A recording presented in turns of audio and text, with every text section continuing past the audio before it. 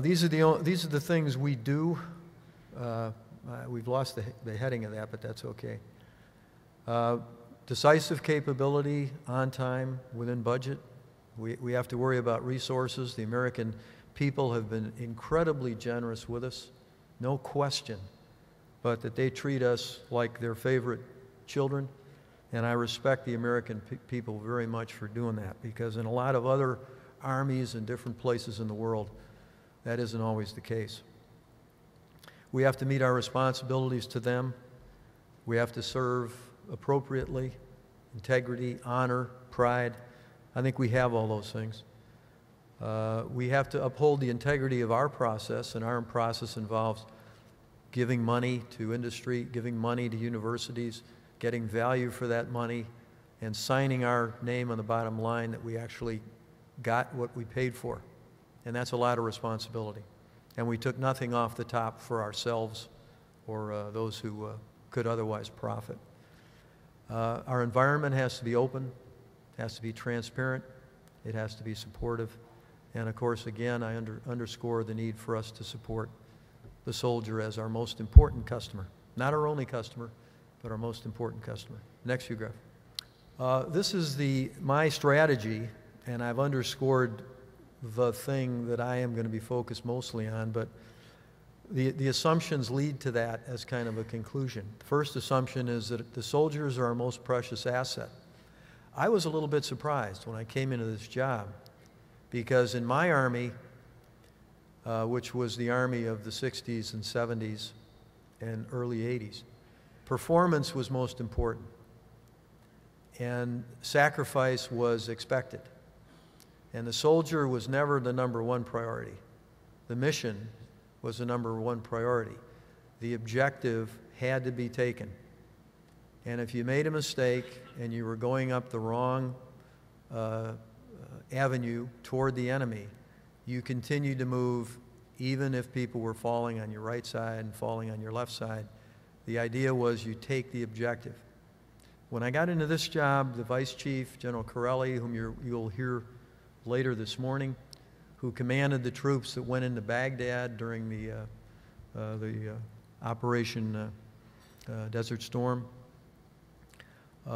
he put his finger in my chest and he said, Dr. O'Neill, we want our soldiers to come home.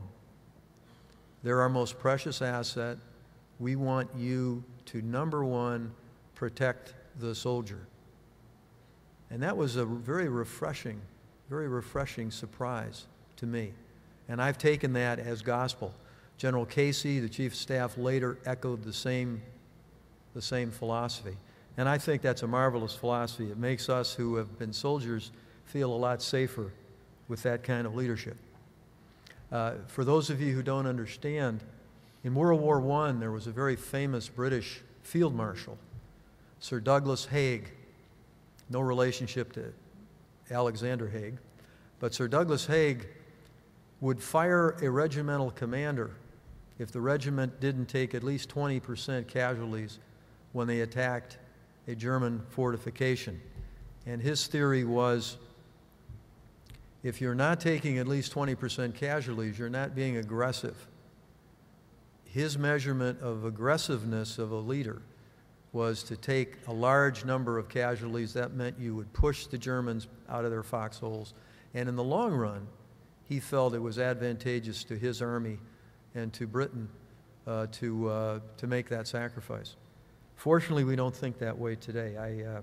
I never liked Sir Douglas Haig. I read his biography, and as I read it, I liked him less and less as I went through it.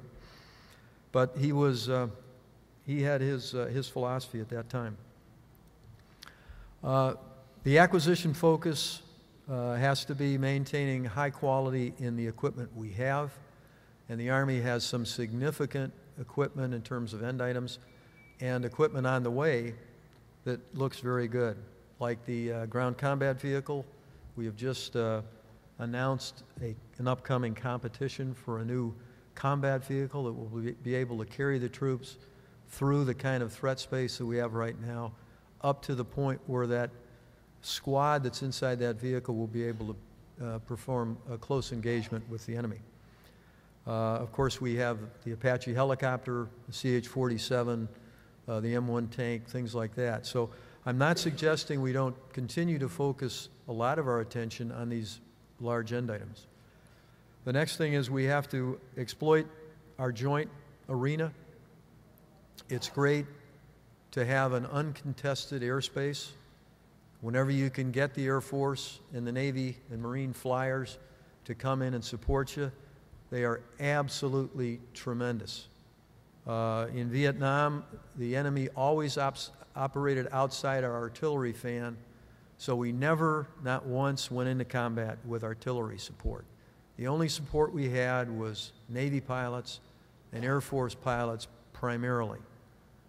They could bring in stuff that the helicopters couldn't bring in, like napalm, ICM, and I've seen the Navy and Air Force pilots take a whole forest down, knock down every tree, and for the enemy who were in those trees, nail them to the sides of the trees.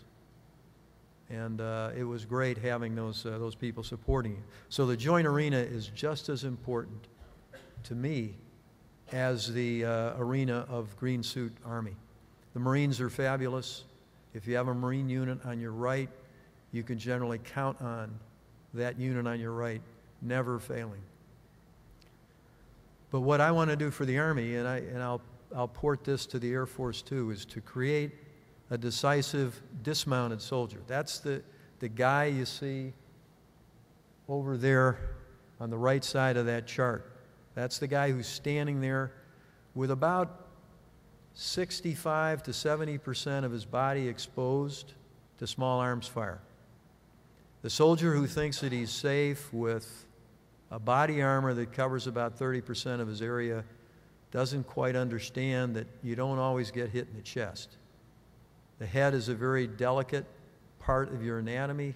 Your face is very delicate. Your knees, your thighs, your feet, those are also part of your vulnerable area.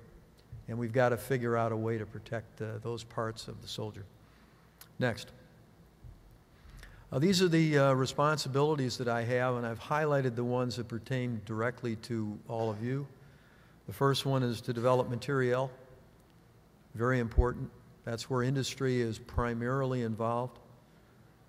Make acquisition responsive to technological evolution. What that means is that and I'll mention it later, but technology is evolving so quickly, especially in IT, in electronics, things like that, that you can't keep up with it in our very bureaucratic acquisition process, going through all the milestones and approvals and analyses of alternatives and budget drills and congressional briefings and things like that. We've got to find a way to do it in a responsive way. And I wouldn't be surprised if General Corelli comments about that today, because he frankly doesn't understand that we shouldn't have a sense of urgency, and we shouldn't understand that if his troops need it, we need to get it done, and get it done now. And don't come back to him and give him some excuse that we haven't briefed so-and-so. And until we brief so-and-so, the troops are going to have to go without. He will not accept, I can tell you literally, he will not accept that. And then the last one that I've highlighted is to maintain a world-class science and technology foundation. Without that, you can't maintain a decisive edge. We've got to have something that the other potential adversaries do not have. And that's up to you to provide us with that thing. And it's normally a piece of hardware. It's not normally a tactic. It's not a procedure. Because I think the American soldier is probably the best trained soldier in the world. And we have tacticians who've read every historical representation of how to fight best. I've worked with a lot of these gentlemen and ladies, and there aren't a lot of new tactics that would really make a decisive difference. It's up to us to provide materiel that has an inherent advantage, just like the F-22 fighter, just like the nuclear attack submarine.